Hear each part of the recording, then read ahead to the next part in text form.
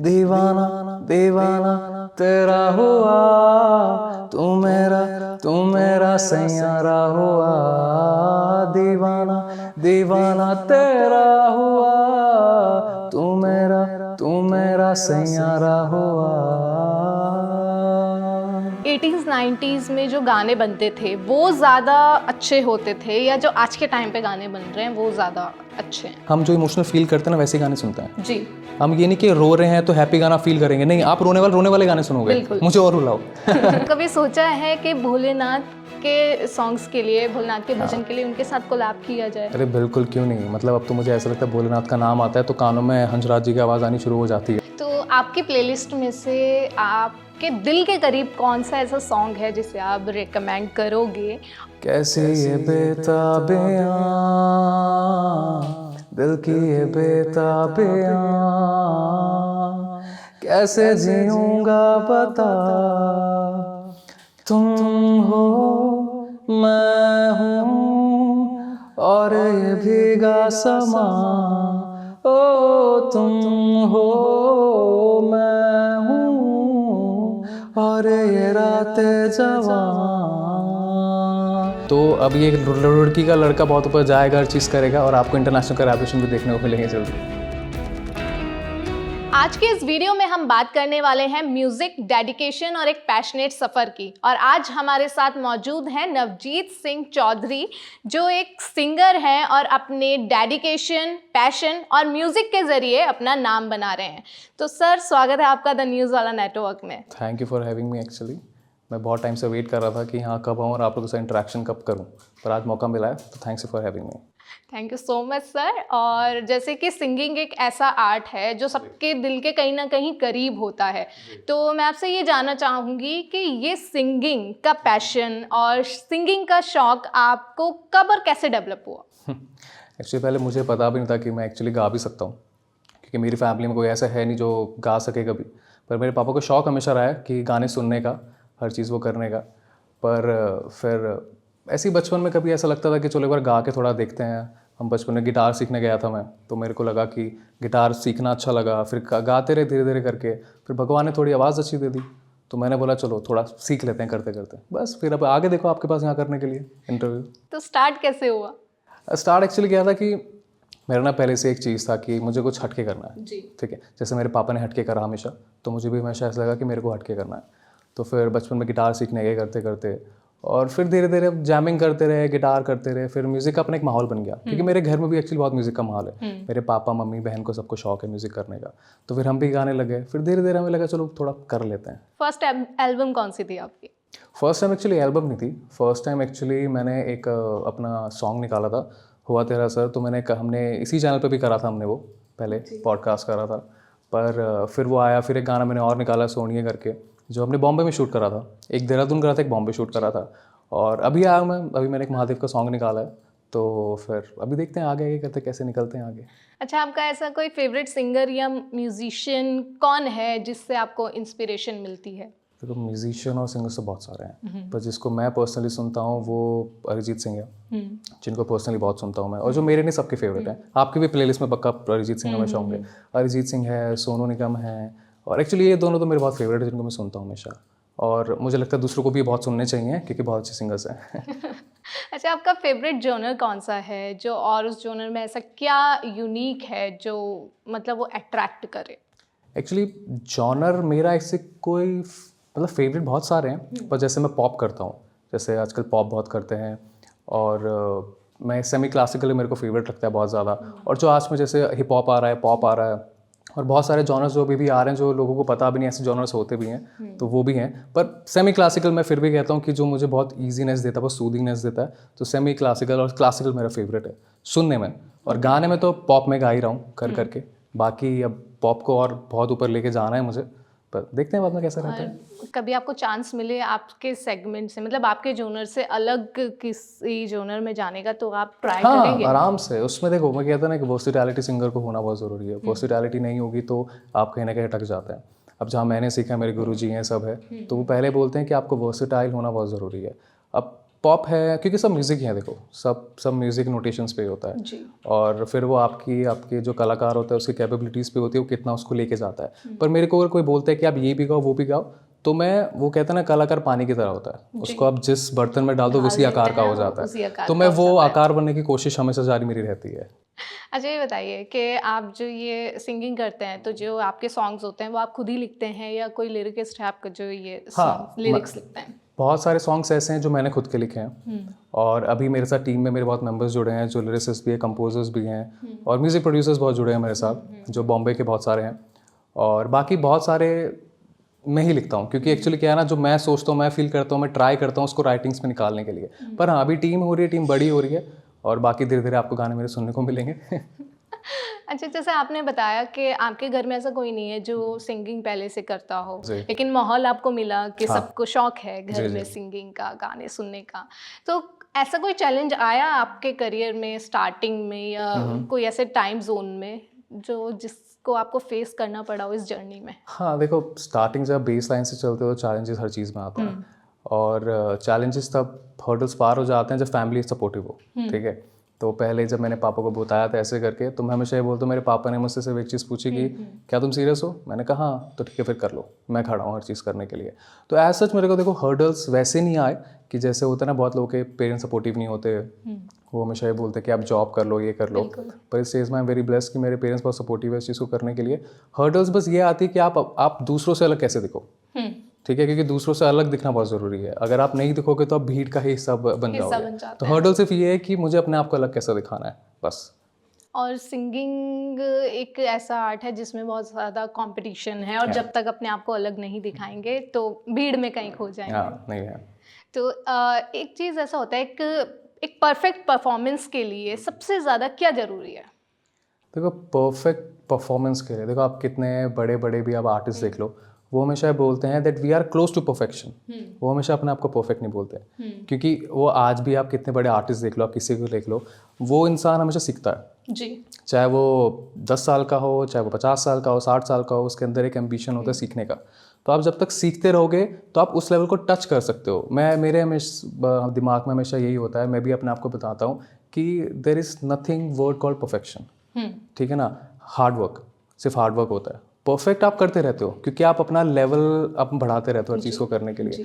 पर as a singer, as an artist, मैं बोलता हूँ कि आप हमेशा हार्ड वर्क करते रहो, प्रैक्टिस करते रहो, क्योंकि जब आपके पास मौका आएगा तो आपको प्रैक्टिस करने का टाइम नहीं मिलेगा। बिल्कुल। तो प्रैक्टिस आप करते रहो, पहले से ही करते रहिए। कोई देख रहा है नहीं देख रहा है कोई फर्क नहीं पड़ता, प्रैक्टिस करो, तो वो आपको परफेक्शन की तरफ लेके जा सकता है। अच्छा, आप अपने वोकल स्किल्स को डेवलप करने के लिए और अच्छा करने के लिए या परफॉर्मेंस को और अच्छा करने के लिए क्या करते हैं?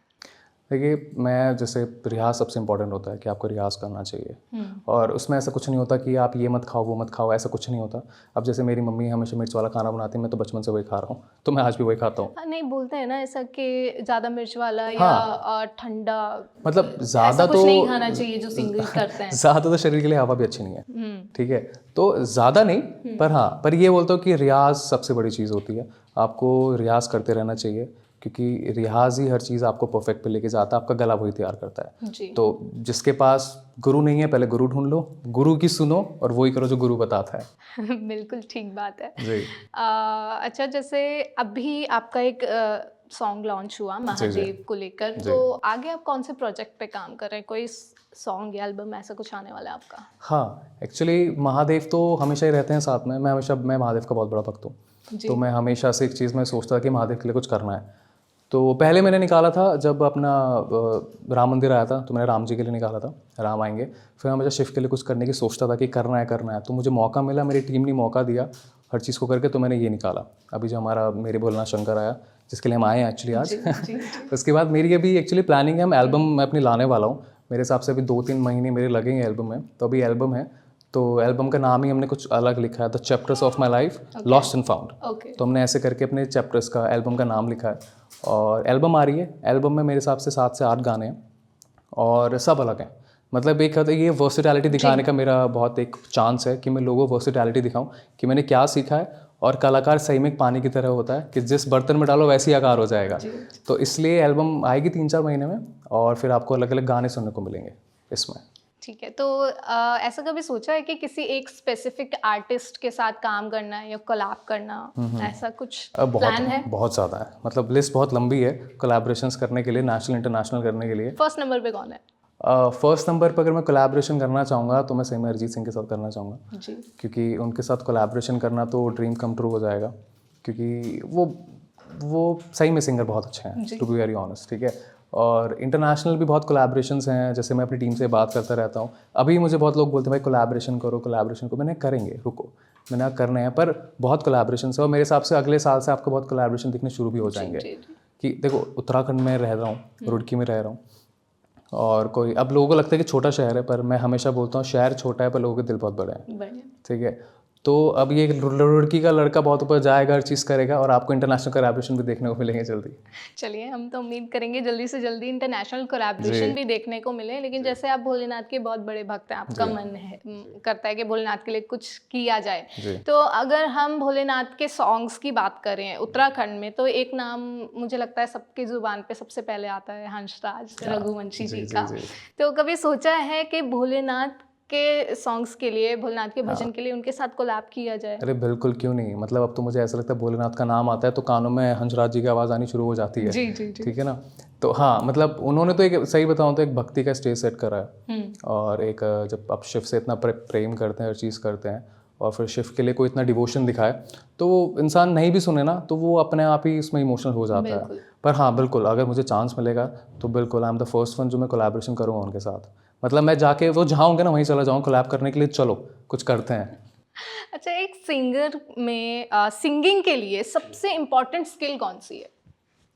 सिंगिंग के लिए सबसे इम्पोर्टेंट स्किल है सुनना जी। इतना मेरे हिसाब से गाना इंपॉर्टेंट नहीं होता जितना आपको सुनना बहुत इंपॉर्टेंट होता है, क्योंकि अगर आप सुनोगे नहीं तो आपको आइडियाज़ नहीं आएंगे। तो सुनना भी एक बहुत बड़ा आपका रियाज होता है, क्योंकि लोग गाने की कोशिश करते हैं पर जब तक आप सुनोगे नहीं आप कोशिश नहीं कर पाओगे। और इमोशंस कहाँ फॉल करते हैं? देखो इमोशंस ना सिखाए नहीं जाते।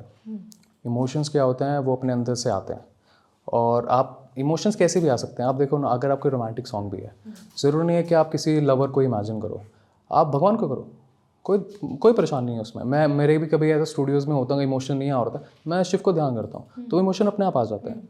तो इमोशन क्या होता है कि पर्टिकुलर चीज़ से जुड़े होते हैं, ठीक है ना, कि मेरे किसी से जुड़े हैं, जैसे फॉर एग्जाम्पल मेरे शिव से जुड़े हैं, ठीक है ना। तो अगर मेरे अंदर कुछ नहीं आ रहा, मैं शिव का ध्यान करूँगा, वो अपने आप इमोशंस आ जाते हैं।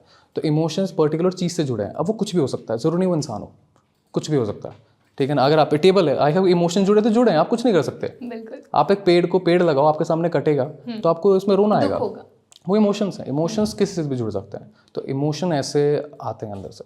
तो लेकिन इमोशंस भी बहुत एक वाइटल रोल प्ले करते हैं सिंगिंग में। हाँ ऑब्वियसली, देखो एक होता है सिंगर और एक होता है गाना गाना, दोनों बहुत डिफरेंस है। मैं किसी को बोलूँ, मैं आपको बोलूँ आप गाना गाओ, आप भी गाना गा लोगे, पर क्या है ना कि उसको एक पेश करना, जैसे आप बोलते हो ना कि भाई सिंगर्स बहुत है पर इसमें कुछ अलग है, वो अलग इमोशंस है। कि किस तरह से आप उस वर्ड को बोल रहे हो, किस तरह से आप उसको हर चीज़ को प्रेजेंट कर रहे हो, क्योंकि है तो वर्ड्स ही ना हर चीज़ को लेके, पर आप प्रेजेंटेशन आपका फील करके कैसे गाना है, बिल्कुल वो बहुत इंपॉर्टेंट है। तो वो फीलिंग एक्चुअली क्या रहता है ना, वो अंदर से ही आती है, वो आपको कोई सिखा नहीं सकता। आप जिंदगी भर रियाज कर लो, आप जिंदगी भर कुछ भी कर लो, पर जब तक वो आपके अंदर वो फीलिंग आनी शुरू होगी ना, मैं कुछ नहीं करता, जब मुझे फीलिंग नहीं आती ना, मैं आँख बंद करके बैठ जाता हूँ, फिर एक सिचुएशन इमेजिन करता हूँ, वो अपना इमोशंस बाहर आ जाते हैं। वो आपको कोई नहीं सिखा सकता, जैसे एक्टर कोई एक्टिंग नहीं सिखा सकता, आप कितने ही कॉलेजेस में चले जाओ, एक्टिंग स्कूल्स में, आपको कोई नहीं सिखा पाएगा, क्योंकि वो अंदर से आता है। एक्टर को एक्टिंग स्कूल में नहीं बनता, सिंगर को सिंगिंग स्कूल में नहीं बनता, कहीं नहीं बनता, वो उसके अंदर से आता है जी। तो जो नए सिंगर्स हैं या अपकमिंग सिंगर्स हैं, उनको आप क्या एडवाइस देना चाहोगे जो अभी अपनी जर्नी शुरू कर रहे हैं? देखो जर्नी तो मैं भी शुरू ही कर रहा हूँ वैसे पर हाँ देखो एडवाइस, एक्सपीरियंसेस होते हैं ना। हाँ एक्सपीरियंस, देखो एक्सपीरियंसेस मेरे सिर्फ ये रहता है, मैं हमेशा बोलता हूँ कि आपको चीज़ें करते रहनी चाहिए, ठीक है। और घर वालों को भी सुनो, बिल्कुल ऐसे नहीं कहते घर वालों को बिल्कुल मत सुनो, मैंने भी सुनी, ठीक है। पर एडवाइस ये रहती है कि पैशनेट रहो, ठीक है ना, और दूसरों पे भरोसा करने से पहले खुद पे भरोसा रखो, ठीक है ना। मैं हमेशा बोलता हूँ, लोग बोलते हैं भाई इसका मंत्र क्या है, मैंने कहा अगर तुम्हें खुद पे भरोसा है तो तुम कुछ भी कर सकते हो। सामने वाला तुम्हें बोले नहीं, पर तुम्हें बोला मैं कर सकता हूँ, तो तुम कर सकते हो, जब तक अपने आप विल पावर जो होती है, हाँ, जो अगर आपके अंदर ही कॉन्फिडेंस नहीं है चीज़ों को करने का, तो आप कभी कुछ नहीं कर सकते। तो कॉन्फिडेंस होना अपने लिए बहुत ज़रूरी है। तो आपकी प्लेलिस्ट में से आप आपके दिल के करीब कौन सा ऐसा सॉन्ग है जिसे आप रिकमेंड करोगे, और अगर वो सॉन्ग किसी मूवी में फिट हो सकता है तो वो मूवी का सीन क्या होगा? मूवी का सीन क्या होगा? जी। मतलब मेरे प्लेलिस्ट में से मेरा ही फेवरेट कोई? हाँ जी। मतलब मेरे खुद के सॉन्ग्स या ऑलरेडी गाए हुए सॉन्ग्स? आपके खुद के सॉन्ग्स भी हो सकते हैं और जो ऑलरेडी बाकी सिंगर्स के हैं वो भी हो सकते हैं। देखो, अगर मेरी एल्बम का एक बहुत बहुत अच्छा सॉन्ग है जो तुम हो करके एक सॉन्ग है जो मैं लॉन्च करने वाला हूँ, तो वो बनाते बनाते मेरे दिल के बहुत करीब आ गया गाना। क्योंकि एक्चुअली क्या होता है ना कि जब आप कुछ गाना सुनते हो ना, अच्छा गाना कनेक्ट कैसे होता है, आप अपने लाइफ से कनेक्ट करते हो, जी ठीक है, बिल्कुल। आप उसे सोचते हो यार ये मेरी लाइफ से कहीं ना कहीं कनेक्ट होता है, तो आप उसको प्लेलिस्ट में सेव कर लेते हो। नहीं तो कितने गाने आप सुनते हो, जो सिचुएशन चल रही होती है हम उसी के अकॉर्डिंगली गाना सर्च करते हैं और वो प्लेलिस्ट में वो save प्लेलिस्ट हो जाता जाता है। और लोगों का ना, हमारा एक चीज़ है, हम जो इमोशनल फील करते हैं ना वैसे गाने सुनते हैं। जी हम ये नहीं कि रो रहे हैं तो हैप्पी गाना फील करेंगे, नहीं, आप रोने वाले गाने सुनोगे, बिल्कुल। मुझे और रुलाओ ठीक है ना, तो वो चीज़ होती है। तो मेरा एक्चुअली ये है कि जो तुम हो गाना मैंने करा बहुत रोमांटिक गाना है, ठीक है, और ऐसे गाने एक्चुअली बनने बंद हो गए टू बी वेरी ऑनेस्ट, चाहे वो बॉलीवुड में आ रहे हो, सिंगल्स आ रहे हो, तो ये बहुत हमने ओल्ड स्कूल मेलेडी है, बहुत रोमांटिक मेलेडी है। तो अगर वैसा वो गाना मैं शूट करना चाहूँगा तो वो एक होता है ना क्यूट लव होता है कि पहले आपने उसको देखा, आपकी नज़रें टकराई, पर शाय वाला लव होता है ना कि मैं कह नहीं पाऊंगा पर उसको पता है कि मैं क्या फील कर रहा हूँ, ठीक है। तो वो वैसे एक्चुअली जॉनर मेरे को ज़्यादा पसंद आता है, क्योंकि अपफ्रंट ठीक है पर कभी कोई शाइनेस होनी बहुत ज़रूरी है। तो ये किस मूवी के किस सीन में आप फिट करेंगे गाना? ये गाना मैं किस मूवी के किस सीन में फिट करूँगा, अब ये क्वेश्चन ऐसा जो मैं ब्लैंक ऑफ हो जाता हूँ। अगर मुझे ये, चलो मूवी क्यों, मैं अपनी लाइफ में एडजस्ट करता हूँ ना गाने को। अगर मैं मूवी में करता हूँ ना तो मूवी देखो ऐसे बिल्कुल दिमाग में नहीं आएगी मूवी को इस टाइम मेरे।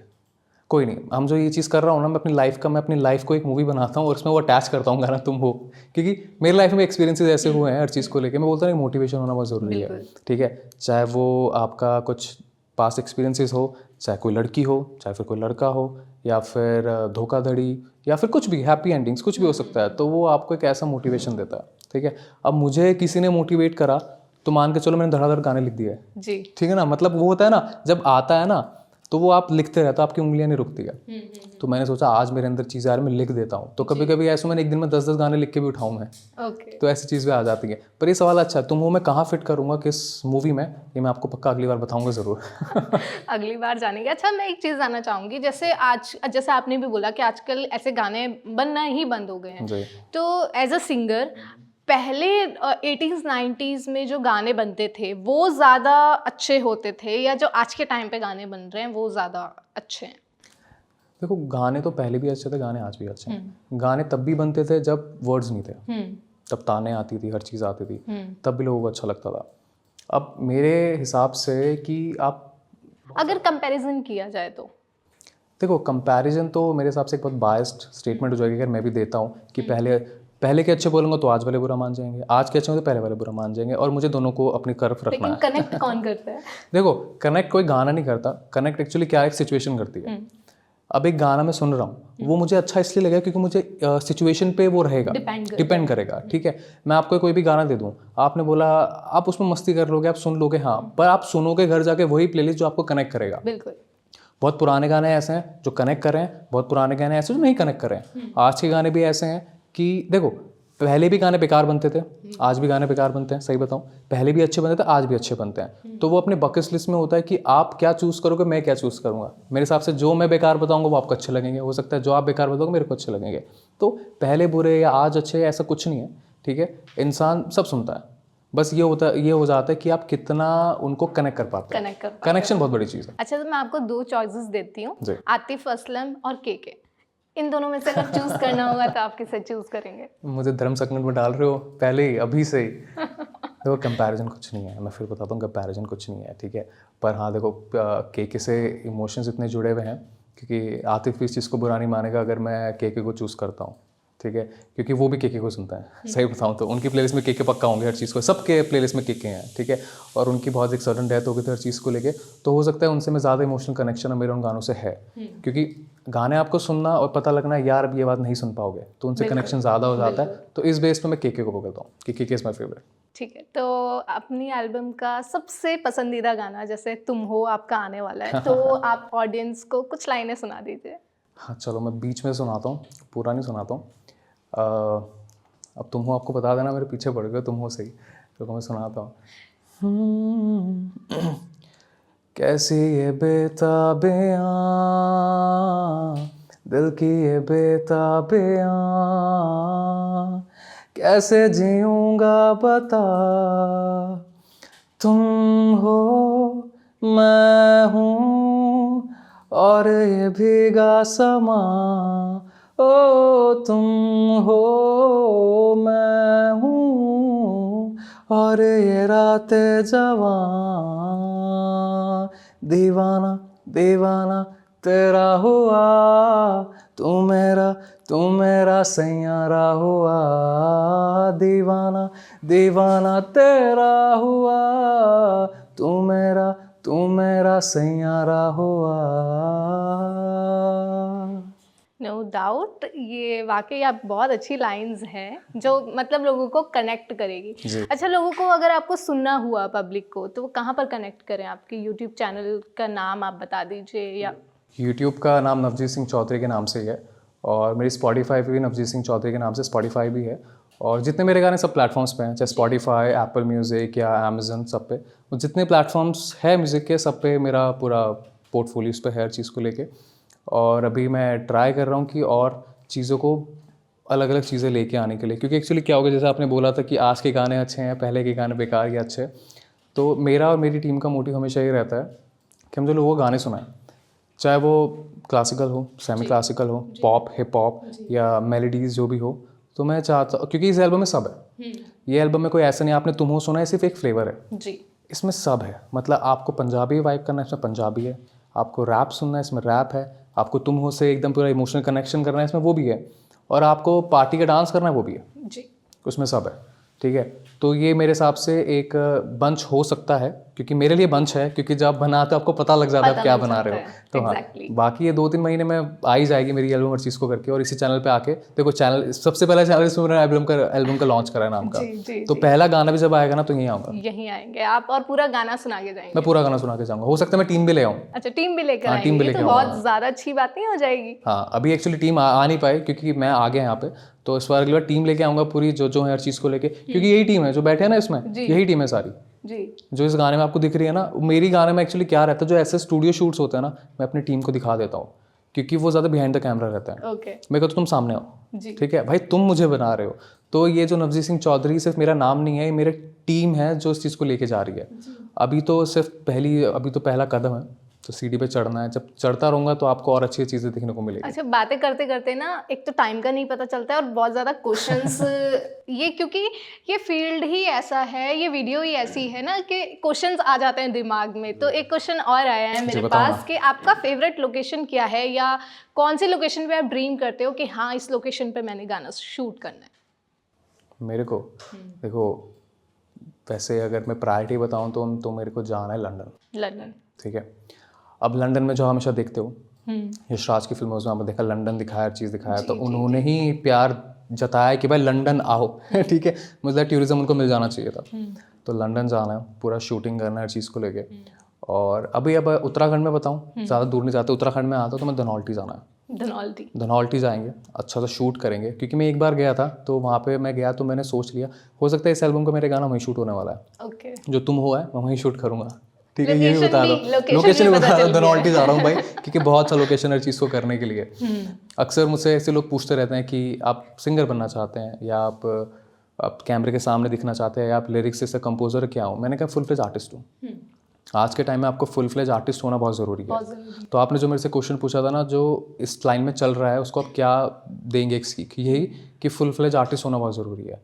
अब वो दौर गया कि सिंगर सिर्फ सिंगर ही है या कंपोजर सिर्फ कंपोजर ही है। You have to be full fledge.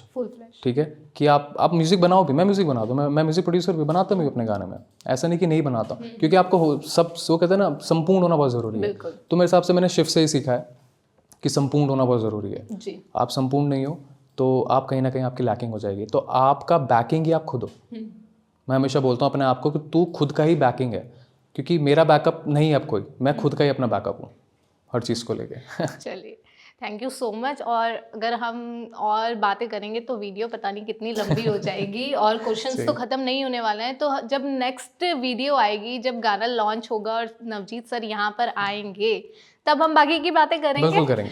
तो अगर आप कुछ क्वेश्चंस करना चाहते हैं तो कमेंट सेक्शन में लिख दीजिए, तो नेक्स्ट वीडियो आएगी हम उसमें ज़रूर पूछेंगे आपके क्वेश्चंस और उनके आंसर सर देंगे। बिल्कुल देंगे। बाकी आप क्या कहना चाहते हैं इस वीडियो को लेकर, हमें कमेंट सेक्शन में ज़रूर बता दें। और देखते रहें द न्यूज़ वाला नेटवर्क, और ऐसे ही गाने सुनते रहिए, सुनाते रहिए और इमोशनली कलेक्ट होते रहिए। Thank you so much. Thank you so much for having me here. Thank you.